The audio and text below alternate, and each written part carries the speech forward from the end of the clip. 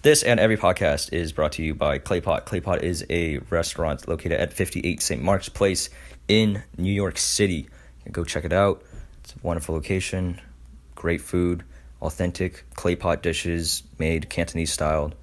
It's just a good time. You can use code word 506 if you dine in for a buy one get one free any 2-topping Claypot dish. And if you want to have it to go, you can't use the promo for that, sorry, but if you want it to go, Claypot is no longer on Grubhub and Seamless. They deliver themselves. You can actually just go straight to their website. You can also go on their Instagram and click the deliver button apparently. So that's pretty cool. Talk about new age tech. Anyway, today's podcast is with my good friend Alex, and my roommate Josh also joins us. It's a really interesting collaboration between the exercise science world and the acting world. And the main focus is really, being in your body, which is so cool. And a lot of it is breathing, and I'm sorry if I've said some terms that apparently aren't mainstream, I guess. I didn't really explain the Wim Hof method, but Josh luckily called me out on that, so I'll work on that. I'll get better at it. But without further ado, here is education.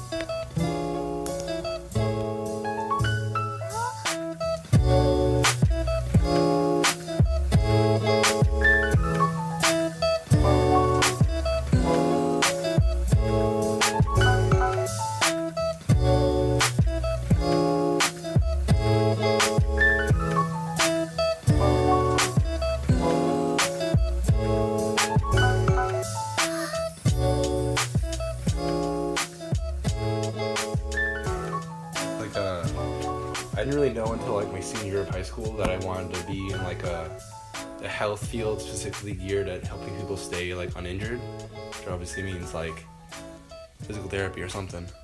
Yeah. And so what made you specifically choose exercise science instead of PT or OT? And that just means physical therapy or occupational therapy, I think. Yeah. Well, exercise science goes into physical therapy because physical therapy is just graduate school. Oh, okay. Exercise science is just undergraduate. I'm just dumb. I don't know. The world's my oyster in terms of do I want to I'm also getting a minor in nutrition because it's just. I feel with the podcast that we both listen to, you gotta be balls deep in that kind of line of thing, which is crazy. 3 or 4 extra classes, yeah. Yeah, it's worth it if you're getting value out of it. I'm also just really curious, if universities are actually teaching the same things that we might see, Dr. Rhonda Patrick talking about, probiotics, and do you see any of that actually emerging in? Well, I'm only in my second year, so it's right. No, but I still go into I like to see okay, what classes are required, what am I going to go into? It's pretty broad, but of course everyone's got to know anatomy. That's never going to change, and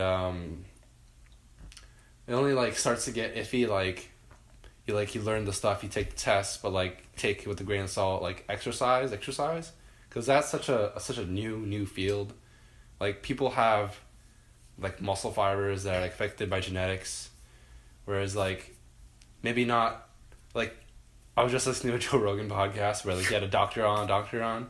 He this guy as a hobby helps UFC fighters moderate their training, random ass shit just one example was if most people don't have good running mechanics, they heel strike.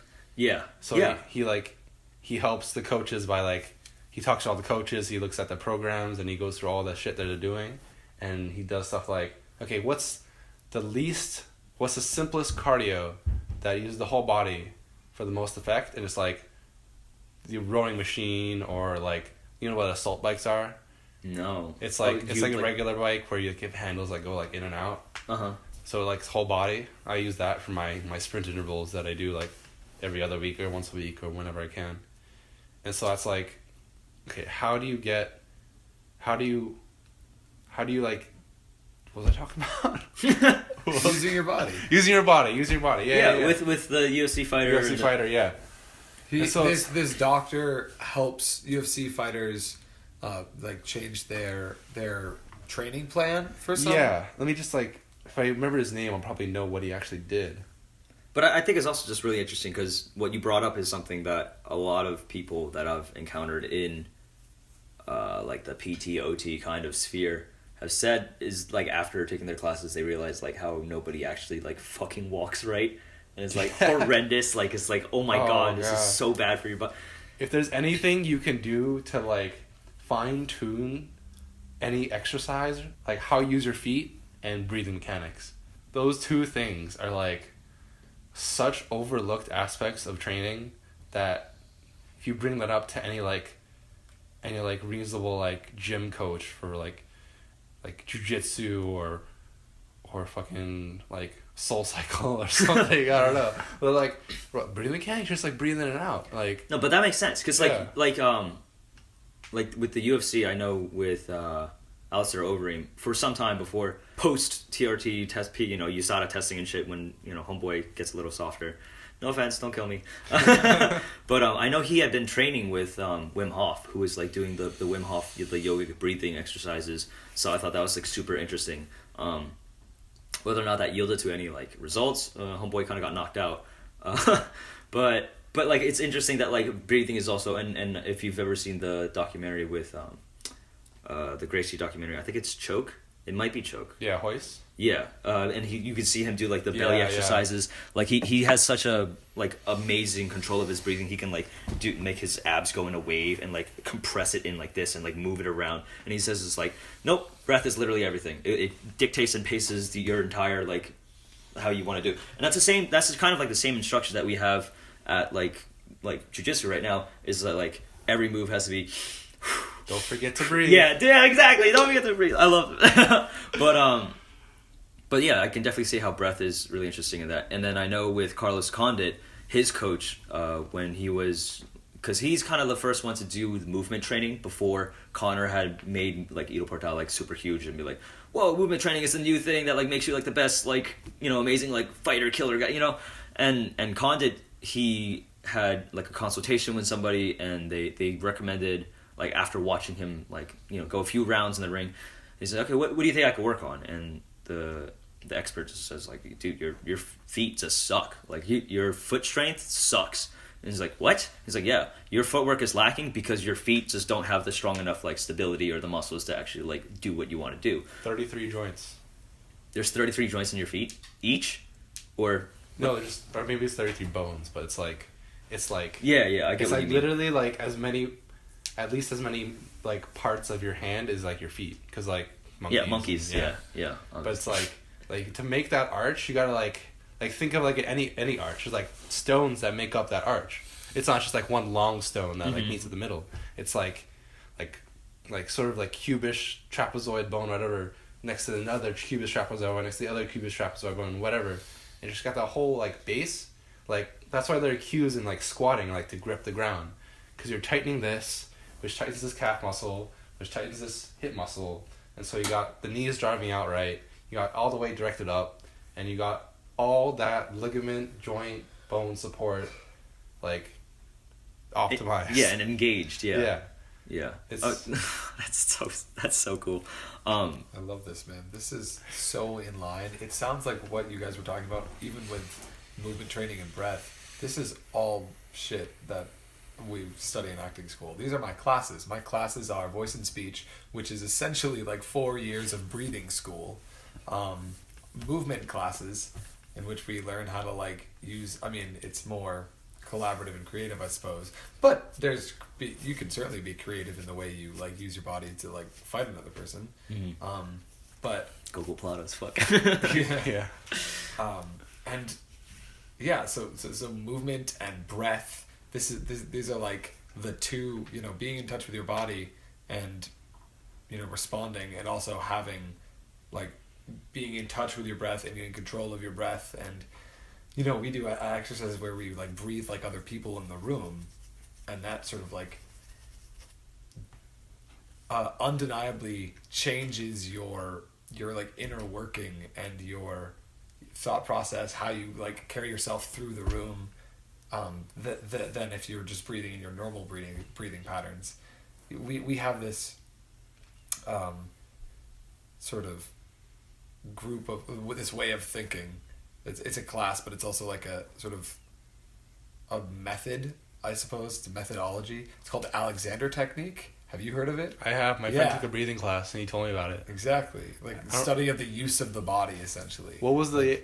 Oh, no, I actually the directions remember. Yeah. are like, you know, like posture and... Well, posture, not exactly, because posture implies like you're holding yourself a certain way. Right, It's right. more to do with like however... finding the supported, essentially the place of the most support, and it's a knowledge.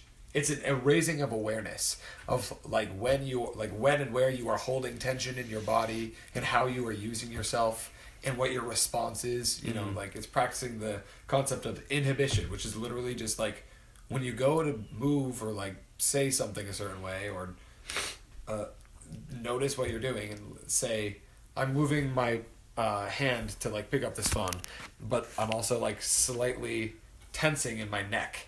Or like I'm moving my other arm this way, and it's like, do I need to move myself that way, or is that just my habit? Is that just the way that my body is like sort of conditioned itself? So when you were talking about, you know, essentially the amount of bones we have in our feet, that level of tuning into like parts of your body is something that I don't know, that resonated very strongly with me, because that's just that's what we do, you know. We check in with our spines all the time, in that class as well, and like thinking about your pelvis, your support, and then this is getting maybe a little more esoterical, but then you know, breathing centers are chakras and places where like energy is held in the body, but that is also present in our sort of like breathing, voice, and speech. You feel it classes, in a certain place, yeah. Because sounds literally resonate like deeper in the body on certain vowels.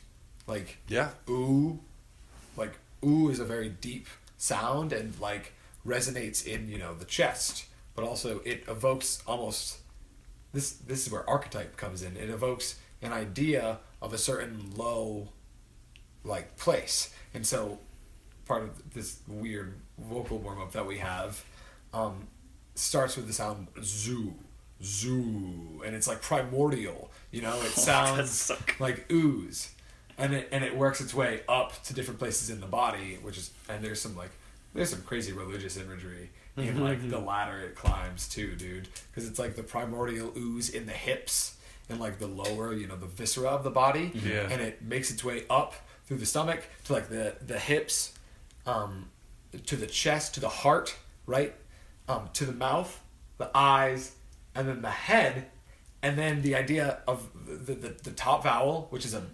it's bri. Yeah. The vowel is e. It's like in the yeah. heavens, though it shoots out, and so these two images of like the low primordial ooze and then the heavens above, which is somehow connected to, you know, whatever the idea of the divine is. Because in Shakespeare, there is, you know, reason, logos, is the thing that connects you. Your thought, your ability for consciousness. I don't know. I love that. Just like... I love that. No, I just thought it was interesting that your breathing was like off the top, because that's the same as like... with like I skipped. I mean, I feel. I know you definitely. I went from zoo all the way to. There's a lot in between there. No, I think there's some overlap and similarities with like yoga. Like, when people try to do like at the start when you're like straight, like was it like mountain pose or something, then you bend over. I forget what that pose name is called. Like a roll down. Roll down, but when you roll back up, they like no one ever just like goes up like on a hinge on the hips. No. It's like spine by spine. Yeah, you literally roll up. Roll up. Yeah, man. And it's like I do the amount of times I like go into like a roll down pose a day in classes. I've been doing that shit every day since freshman year. I don't know. I feel more comfortable like crawling on the floor or like I don't know, You're doing like high skips around a room. Yeah. Than I do like walking down combat. Yeah, I mean, like movement is so underrated. Like, especially early when you're talking about being mindful about like what you're moving and how you're using yourself. Yeah. That's not like you should, because like athletes, I think, would definitely benefit from Yeah. Alexander technique. Yeah. Musicians, it's very important. Yeah. Musicians. That's what I was. Yeah. So That's why like actors take with the brie thing that you were talking about, how it like goes off the top of your head. I know that's how classical like opera singers are taught to, like, you want the note to come beyond the top of your head. It's not coming from your, like, you can hear the difference. Also, it's the same. I feel like it's the same study of energy that we talk about with physical acting when you're like molding the space. When you're essentially using images or whatever, you're somehow evoking this extension of presence beyond yourself, which is vibration, right? Which is like your sound, your voice, your actual, like how you are affecting the waves of the air. But also, it's just in like, I don't know, the projection of energy is really cool. Yeah. that's all. Yeah, you're on that topic. Yeah, elevation masks. Yeah. They're like it kind of looks. Have you ever seen a runner with like the Bane looking thing? It's like covering your Yes. It has like So I found out you can't really mimic elevation with those. yeah, it just restricts your. It restricts your breathing. Yeah. But what I found out is that you can use to train back nasal dominant breathing. Because you know how, like, I don't know if you watch Stranger Things. I haven't, but I've seen the scene where, like, one of the kids is, like, to 11 and is, like, he was a dang mouth breather or something. It's, like, that kind of thing of, like, if you breathe from your mouth dominantly, it's, like, poor breathing mechanics. Because you're, like, when you start to breathe through your mouth, when you're exercising, it's, like, usually in, like, a fight or flight, adrenaline pumped state. Whereas normally you should be in your nose.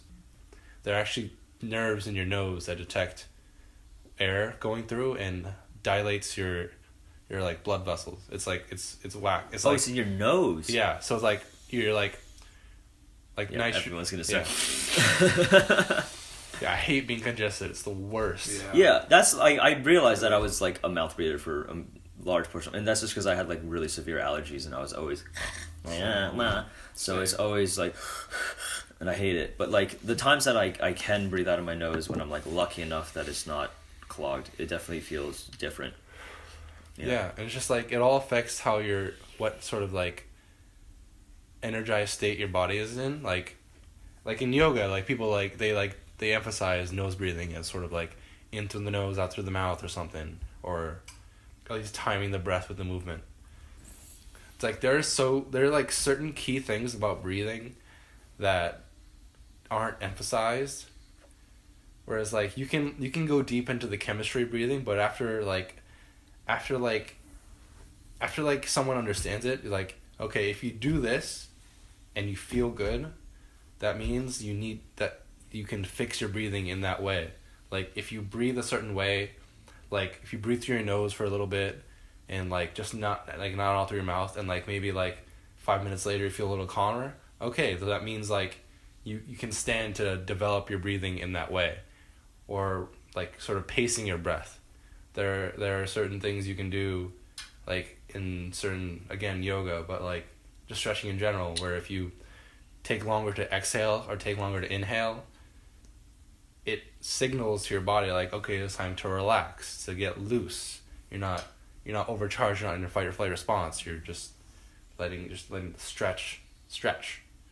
You can use the breathing and your thinking in such a way that focusing on either is doing the other a disservice, but like once you get a basic understanding of either, you can go into like little details like, okay, am I allowing my lungs to expand as much as they can?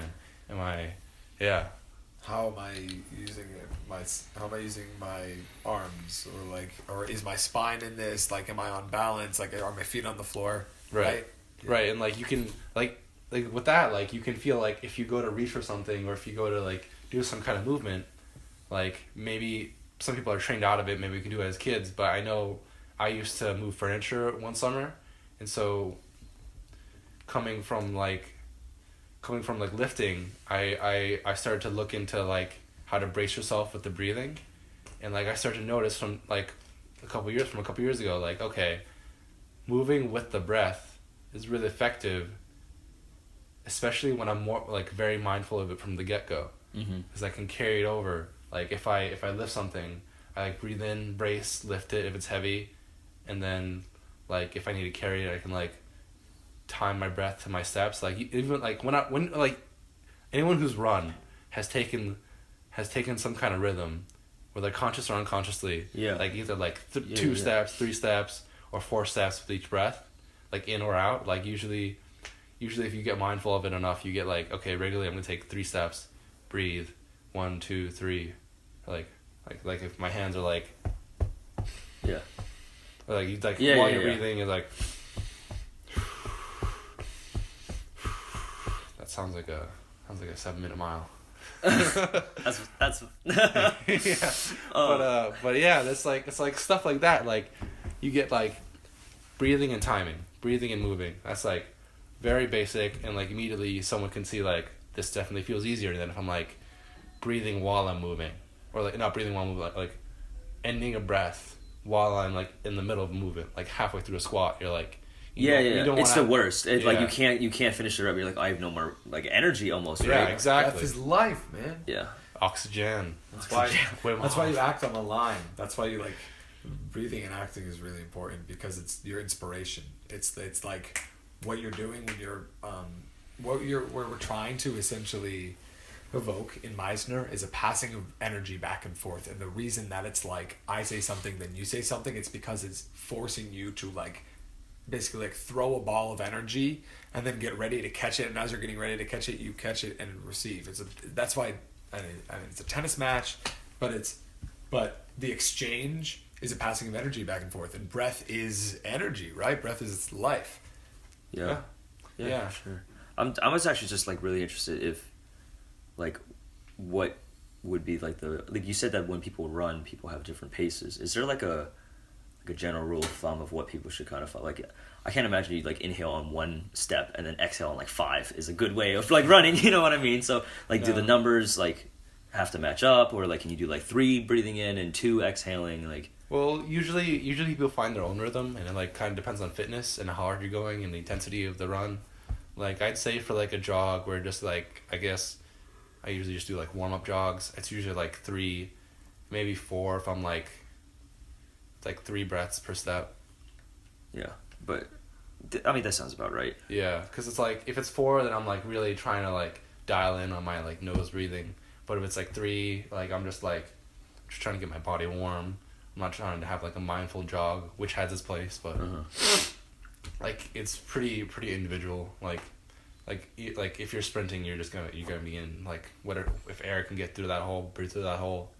Yeah, like because like that's because like I've done a sprint. I did a sprint piece a couple weeks ago. I was like, okay, maybe I can like breathe through my nose for the first piece, but like I'm doing 6 pieces here, and by halfway through these pieces, I know I'm gonna be like a fish out of water.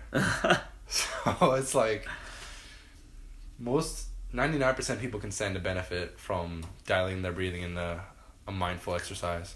Yeah. But it's like you like develop it. It's like a practice. You like develop it. It's not like you can prescribe something, and even if you do, you have to have some kind of understanding of the individual and what their goals are and what they're doing, the activity, intensity level, and all that. Mm-hmm.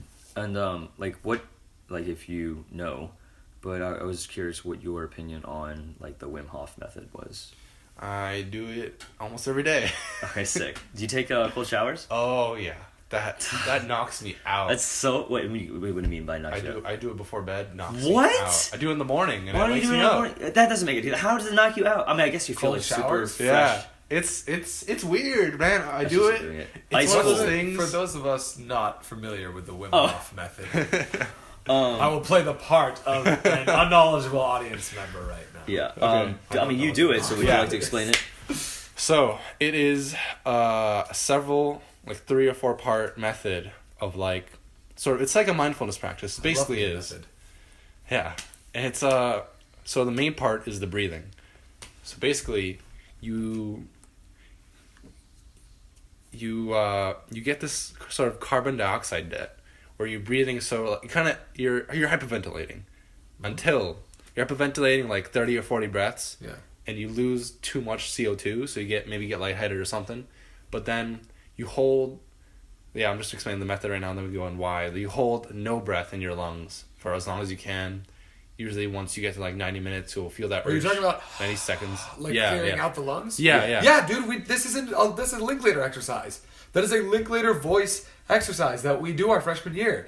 We call it vacuuming the lungs. I want to know why you guys. Wait. Yeah. And then No, but this is all done in the same exercise. Yeah. And then once you feel that urge to breathe, you take in a breath, hold that for 10-15, sort of squeeze, and that sort of like somehow affects your blood vessels in a way that like gets the blood flow going or something. But like you do this method for like at least 3 or 4 rounds, and that like you get such an amount of oxygen in your body, you're saturated with oxygen. And so after 3 or 4 rounds, you probably get a little bit tingly or lightheaded. And then like a couple times it's almost hallucinogenic, because you're getting oxygen high. That's basically what it is. So like once I saw like a circle like of like just like a circle, like I don't know, just like on the ceiling. I was like, okay, that's cool, I guess. And then like after like I sort of had normal breathing for a few seconds, I was fine. But the thing about the breathing is it gets your adrenaline going, because you're breathing like we're not like that. You're like you're letting the breath out, but you're taking in as much oxygen as it feels like. This is voice and speech as fuck, dude. Yeah, but with that adrenaline going, it's a perfect time to do something that would take a lot of bravery, which is a cold shower. And the cold shower has like all this shit for like your hormones and your like Inflammation is the big one. Circulation too. Circulation. That's cool. You'll just be clear-headed. There was a point of time where I was taking cold showers. I don't know why I stopped. Maybe I should be taking cold But this is like ice cold, like as cold as you can. For as long as you can, but like usually like a few minutes. But the crazy thing about this is that when this Wim Hof guy who pioneered this method was hooked up to like all this like blood testing and like immune system measuring, he was part of a study to study this method and its effect on the immune system. And of the patients, there are people that did do it and people that didn't do it. He was the person that did do it. His immune response to this toxin that usually gives you like a flu like symptoms, like you're feeling shitty, you don't want to do anything, you run a nose, whatever. He got a headache after doing like the breathing method while they basically infected him with this like toxin your by bacteria. body. It turns your immune system to be like more resilient. Yeah, but like you're consciously training your immune system. That's crazy. Yeah, It was just an unconscious thing, and like Ah! you can argue the science all day, but the actual fact of it is that this guy like trained his immune system, trained his cold tolerance. He hiked up to Mount Everest's like death zone. Like maybe he didn't go past it, I don't know, but he hiked up Mount Everest's death zone in board shorts. Yeah, and like snowshoes. Snowshoes. And his snowshoes, he wanted to do barefoot, but he needed it because he couldn't get the grip on the snow. Yeah. That was the reason why. That's And the awesome. shorts is just because like when they take his picture, they don't want his dick flying out, I guess. And he could train a measurable response in normal people by like 5 days. Okay, but here's the big question: It's crazy. can he levitate? No, but it's Feels like he is. so yeah. Feels It's like you super. are. But it's like so weird because like it's just breathing in cold water. There's some stretching too, but like that's for like loosening up the muscles around. But it's crazy. I try to do it every day. Cold showers, man. So okay, do you do like the breathing exercise, take a cold shower, have your day, come back? Do you do the breathing exercise again and then take a cold shower and go to bed? I usually just do it in the morning because like that's when I'm on an empty stomach. I have more room to breathe. Yeah, because I feel like the whole thing, like if I took a cold shower, I don't think I would be able to go to sleep. Like I'll feel super clean. Yeah. You know, and like even like my You hair think usually that. feels But the thing about that is that the rebound of your body warming up is like you're just washed over with like. Oh, it's just gonna go to sleep. like just Yeah. really. Yeah, it's like Oh, you'll feel sleepy like 10-15 minutes. You like dry off, get some like undies on. You like I don't know what Some knee undies. yeah, knee undies. You like you brush your teeth and you're like you sit down and like I'm tired. I want to go to sleep. And if you like, that's like sleep pressure. You're not knocked out, but like you just want to sleep. I don't know the science of it, but I know that it works. like it's probably, I've been reading like a sleep book too. I'm like halfway through that, and it's like something to do with like there's waves of like sleep pressure where like, you know, in like the night you get a second wind. That's like another peak of the wave, and like the other peak was like, I don't know, like 11 or 10 or something, and so it goes up and down. I think one of them was like there were two reasons for that. One of them was your circadian rhythm, like where are you, where's the sunlight going, and the other one is like how your body knows it's time to sleep is that you have these adenosine metabolites built up, which is because of adenosine triphosphate, ATP, is used up and got that adenosine left over because your other phosphates are used up, probably it's oversimplification, but that's what makes sleep pressure happen, is like you got all this used up and you're just trying to sleep. And that's what happened. And caffeine actually works by blocking those receptors, so you're not sleepy.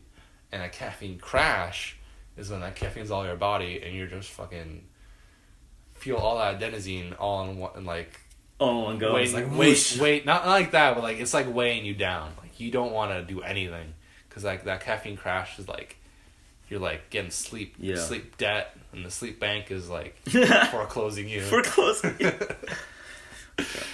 I mean, it's just crazy how much, like what you said, the breathing and like feet are so undervalued, and that makes sense in the exercise science field of things. And I'm curious about what are your plans for incorporating exercise science with like nutrition? Like, is there a practice where you would be able to be the advisor for both of those? You know, like normally you would have like a dietitian or you would have like a physical therapist. So I was just wondering how do you plan on like balancing these two? Or is it just like a invested interest that you just... It's a little of both. I'd say like it's mostly invested interest because I have all this like podcast exposure, order some books, go on YouTube sometimes. Of course, I'm a healthy 20-year-old male. I want to be big and strong, so I like the muscle science, like protein time, meal timing, meal quantity, meal frequency, eating window, like all that shit. Yeah, like understandable. Like I'm kind of starting at the end here. Like what's useful to me? Not like what's like anatomy and how to carbohydrates. No, but I mean I feel like that's like a good method of like even exploring the field. Like you want to do at least you're doing the things that like interest you, you know? Yeah, because like there's always like vague jobs, like you can be a consult, you can consult for like things, and like to do that I'd like have to have some sort of like get that piece of paper, minor in nutrition, major in exercise phys. That's like, okay, he has some credibility. Yeah. And then from there, like hopefully along the way to the course of my college years, I'll get some sort of like intern work at somewhere or another. But right now I'm trying to get on this like assistant coach gig at the rowing team at my school, but the coach won't reply to my email even when he was demonstrating like a halfway pistol squat, and I was like, oh, I just did that for my workout, dropped ass to the ankles in front of him and the people he was demonstrating to, and this cute girl I'm flirting with. And he still hasn't replied to my email. And he's like, yo, I'll reply soon. And I was like, okay, but like... It's perfect form. Yeah. See you tomorrow. Yeah, exactly. I was like, get me some like hours working with people. Like I can do something. I sent him like, here's how you make a core that doesn't use sit-ups and like is effective. And it's like, I found this like one doctor is like life's work is on the spine and like making it stable. Yes. Yeah. And he's like, so this dude's name's Stuart McGill. He works in Canada or some shit. One of those places, you know. Yeah, I don't know. In the snowland. But he has like 3 or 4 exercises that like has no load on the spine and just straight trains your core to work how it works, like to flex like up to down. He has this one where it's like the curl up where you're like on a sit-up position, but you just bring your chest to the ceiling, and as high as it's basically just flexing your core down, but not in like a sit-up. So it's just like, I see what you mean. Yeah. So it's like a modified sit-up in that way. Aren't like regular sit-ups like kind of bad for your spine or? Yeah, because they just like, it's like a cup, right? When you're like, if you put the cup on a table without like all like the bottom of it, it's like Oh, it's just all gonna the load is on that one point. And if that one point is a vertebrae, maybe you're not gonna feel it after like a few weeks, few months, but whatever. But any like compounding wear is gonna. Oh yeah, eventually build up over time. Yeah, and it's not even like you don't have some sort of repair for that because it's still like in your body, but like you're gonna wear it out faster than you repair it. And so, anyways, there was like the first core thing was like for the front was like a modified sit up. The second core thing was like a bird dog, where it's like you have one arm, one leg extended, you're on your hands and your one hand, one knee, and just sort of like consciously try to you test the stability of your core like diagonally. So this one was like up to down. This is diagonal now, and then you just like you do so there's like circles with your legs and arms. That, wow! Like sort of like challenges your core. Yeah, those suck. Like any kind of like exercise, like any kind of calisthenic where you're like holding yourself, but then you're like slowly pulsing. Holy shit, those suck. Yeah, those suck, and they like rip. Yeah, that's like so efficient for a core. And the third thing is just like side planks, which is pretty standard. Like standard, but like kind of underrated because like train your side of your core. Yeah, most people just like, want the front because it's not fancy. But it works. It works. No, you gotta get that V, bro. That V. I mean, it helps. Like that's literally like he and like this like guy. He doesn't say like, oh, other core is bad. He says like, no, this is just core that won't put load on your spine. And you definitely need movement-specific training if you're like a fighter or something. Mm-hmm. But these are 3 exercises that don't put load on your spine and train your core directly without any like repercussions, like as far as like that goes in terms of exercise. And the fourth one was like stir the pot, where you have like a Swiss ball, you know, like those bouncy balls. Mm-hmm. You just like stir the pot, and it's so fucking hard. I hate it. Oh, like yeah. Like while you're planking, while you're planking, you have your forearms on the ball, and you just like roll it around. That fucking built like a brick house. We did that for a few weeks. I'm gonna smash my teeth on the floor. That's what's gonna happen. Yeah, because like you don't want to fall. There's like tension. No, it's gonna be like immediate. Try to move, but it's like that's like some good core. Yeah. So I guess what is your opinion on like heavy weightlifting as opposed to like those kinds of like calisthenic kind of training? Well, it really depends on your goals. Like you gotta have goals, and depends on where the goals, what your goals are, determines where your journey is gonna look like. Mm-hmm. So it's like, I personally do a mix of both because I like not thinking a lot. So like I do weights, but I also like to move good. So I do calisthenics. I like to move good. But like.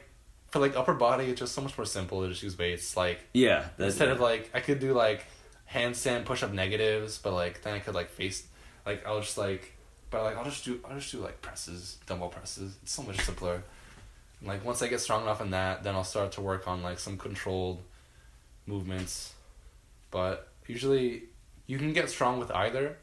But the thing about calisthenics is the hard limit is your body weight. Right. Yeah. So it's like you can get. You could kind of get a body vest, but even so. Yeah, I mean, once you're in there and it's like blurry, kind of like weights, body weight, what? Yeah, what are you already putting weights on? You might as well just. Exactly. But like, calisthenics is so good. Like, I feel like it helps like with like stabilizers and your sense of balance. Stabilizers, body sense. Yeah, it's like. Ideally, you want to go from calisthenics to weights, but most people do the opposite. But it's like, calisthenics is just like such a catch-all. It's like. You literally evolved with calisthenics. Yeah. Like that's like part of any human being's like history is like they moved, and if they train with their body. Or like they threw big fucking rocks or some shit. They just pick up rocks and just talk about each other. Yeah. I mean like there's that St. Patrick's Day, they do like log hurls and shit. Oh, right. Well, I think that's Scotland. Well, one of those places. I know what you were talking about, but it's just culturally ignorant. Yeah. Basically. And like it's like each has its place, and it always depends on the goals of the person, but like usually doing something is always going to be better than doing nothing. Yeah, of course. It's like you can get stronger with your body or weights as long as you like have some sort of metrics to record it with. Like if you naturally can do like 10 push-ups without stopping, then like you can you can make a workout scheme is like, okay, do you want to get more muscle control? Do you want to build like, you want to add volume? Because volume is usually what dictates size, even though some size add when you just do like a straight like 5x5, 5 reps by 5 sets. But like, let's say you can do 10 push-ups. And so if you want to increase the number of push-ups, the way isn't to do 10 push-ups every day and then like try to add one more each time. Like maybe it is at first, but like eventually you're gonna have to change the way your muscles react to workout, or change the workout your muscles are reacting to, because your muscles are already adapted to that workout. Yeah. It's kind of like when you take like a deload week and then like you switch it up for the next cycle. Yeah. So you can change that by like certain parameters, like how slow you lower yourself. That's an eccentric movement, so it's like resisting force. Or it's how fast you push yourself up. That's a concentric movement. That's like producing force. So usually any movement can be categorized into either of those two.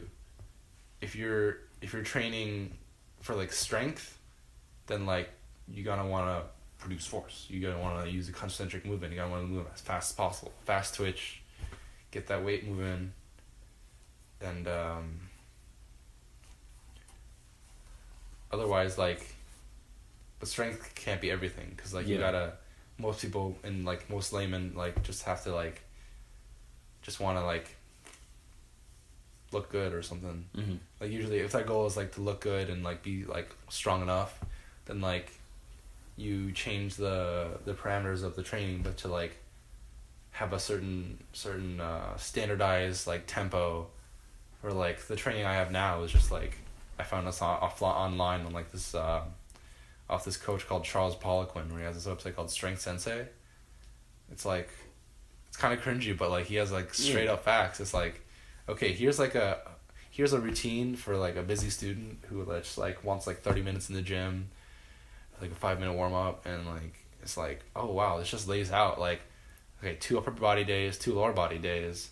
It's kind of like a bro split, but wait, this has wide grip pull-ups, dumbbell bench press, and overhead dumbbell presses, and like they're like so. He like explains the specifics of each. Like the overhead dumbbell presses are drop sets, which means you take, let's say you do 40 pounds, you do the way it's set up is you do 6 reps of those, but then immediately after you do those 6 reps, for a up 2 seconds tempo, down 4 seconds tempo, you do 4 reps of a lower weight, and then you do in the same tempo, and then you do 4 more reps of an even lower weight at the same tempo. And that's because the shoulders respond to volume better.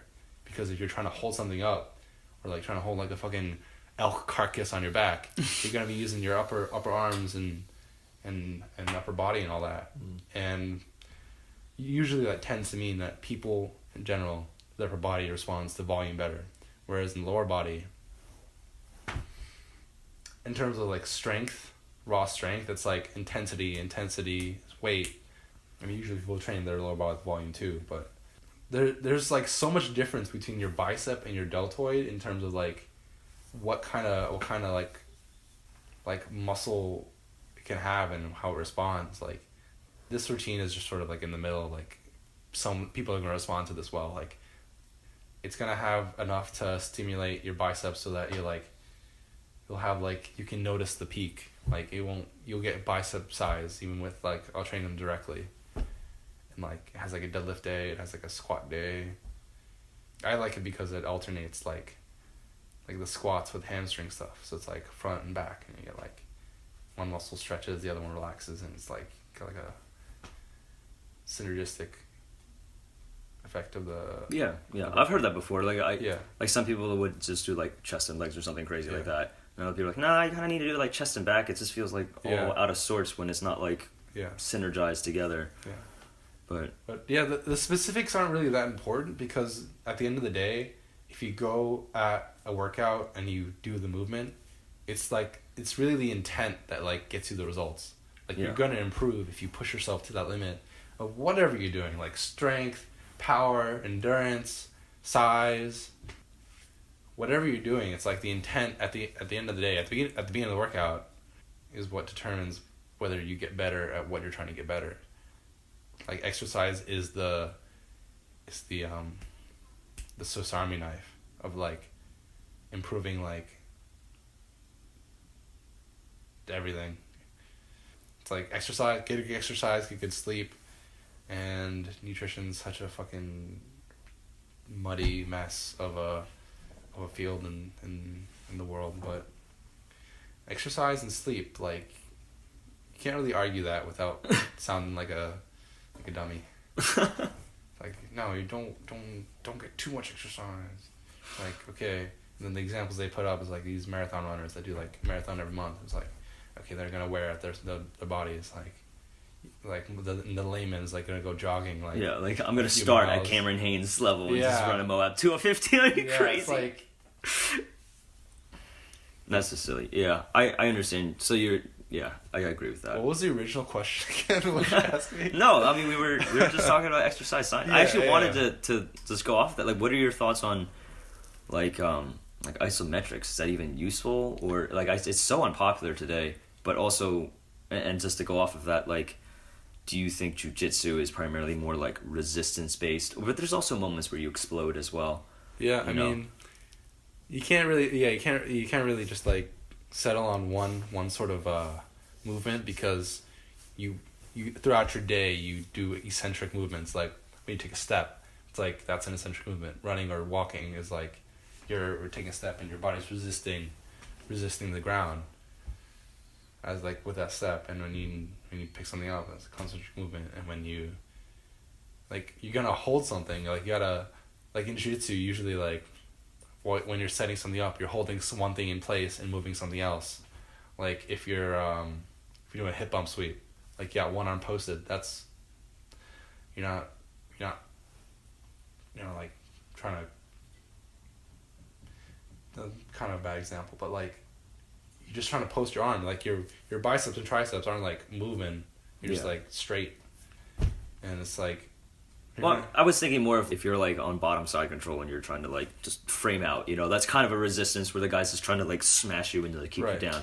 That's isometric. Yeah, as opposed to like I guess like a scramble, like you shoot like a really bad single and he takes your back and you just, it's a scramble. Like that would be explosive, Yeah. And so, I don't know, I guess it would depend on actually like the jiu-jitsu player's game, whether or not they have a slow, methodical, like that's how I gravitate towards. I'm very like very tight game, like rubber guard, like obviously, I don't like people like running around or doing loose things, and I just like slowly hone in on that. But other people, they just like to fucking go and do the kimura roll and just like I mean jiu-jitsu at its essence is just like, oh, it's awesome. It's play. It's just play. It's like sport. It's perfect. It's like it's like play at its almost purest form, especially nogi. It's just like that's how like you see like fucking like lion cubs, like I know, it's awesome. Essentially what it is, like bear cubs are just like grabbing singles, basically flipping each other. This animal is doing jiu-jitsu. Oh wait, no, that's just animals moving and wrestling. Wrestling. It's like you're not gonna have like maybe you're gonna have like in a certain player's game they're gonna be more explosive and like train concentrics more or something, but usually like you're gonna want to catch all of like strength and conditioning. Yeah, you're eventually gonna want something that brings everything together so that you're just like well rounded. Because like there are times like everyone's gonna eventually come to a point where they have to use each of the different kinds of movements. Right. Yeah. So it's just like it's really just ways to parameterize like an exercise regimen, because like the more ways you can categorize something, the better you can design it. Yeah. But usually I just stick to this regular. That's just my foot. Yeah. I stick to this regular routine. Sometimes I swap out, like I do pistol squats. So I'm trying to get my reps up to like 10. I'm at like 3 right now. And sometimes I alternate that with hamstrings. Sometimes I don't. Just how I'm feeling. If I have jiu-jitsu the next day, then I try to like not do like not wreck it. I do like 10 sets of a leg day.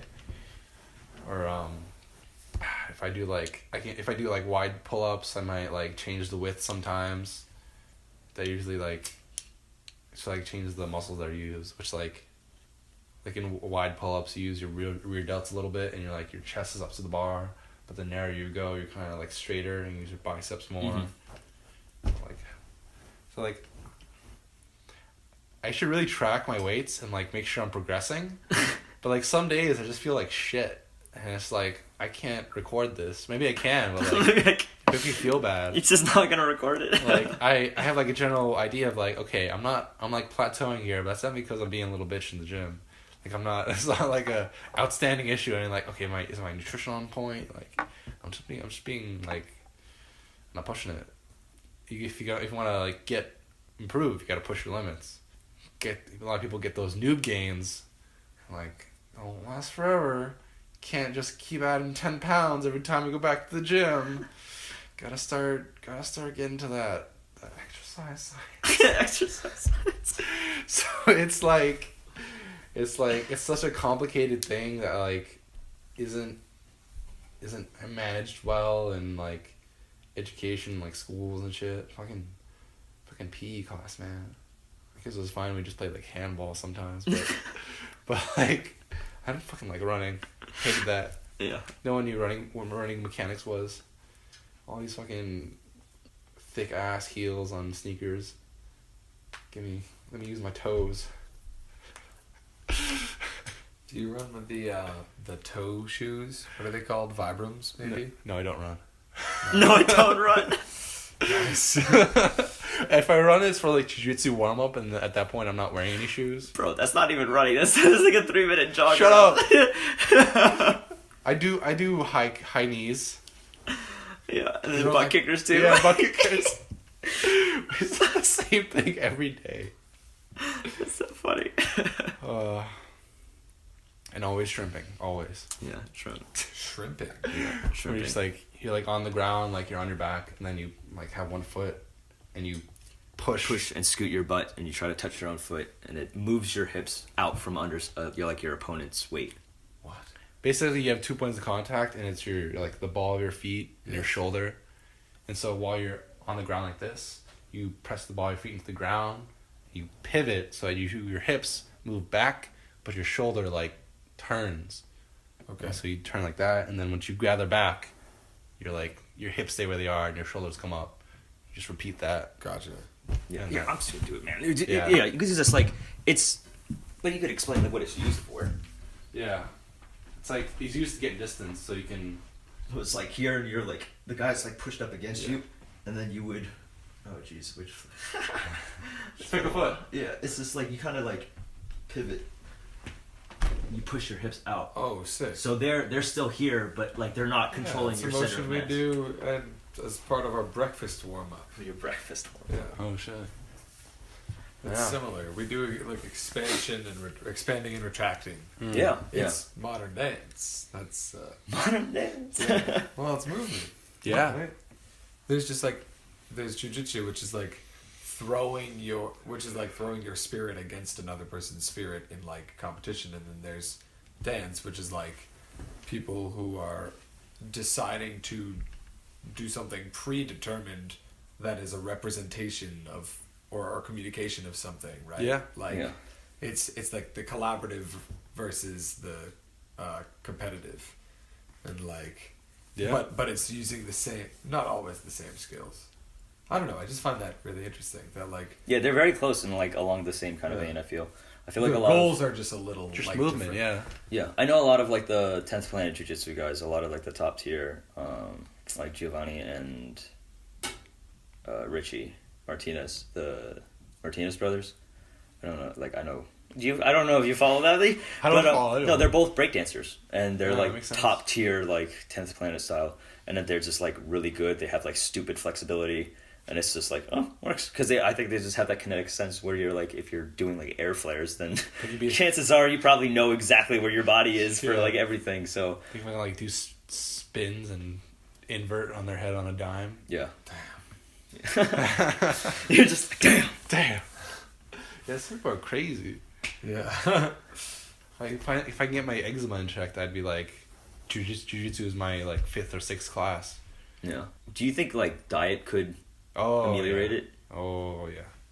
I've been mindful of when I've had more or less meat in my diet, and it's like usually like more, especially like badly sourced meat is like goes hand in hand with more like systemic inflammation or me just feeling like wonky. Mm-hmm. But like usually, Wok. I love that. I say that word too. Yeah, but usually it's because like the meat is like badly sourced, like from the dining hall or some shit. It's not grass fed, which is like kind of memed, but like it's not really like a meme because like grass fed beef literally has a 1-to-1 ratio of omega-3 fatty acids to omega-6, and I have no idea what that means. so omega-3 fatty acids. Break this down for us. Omega-3 fatty acids are short chain.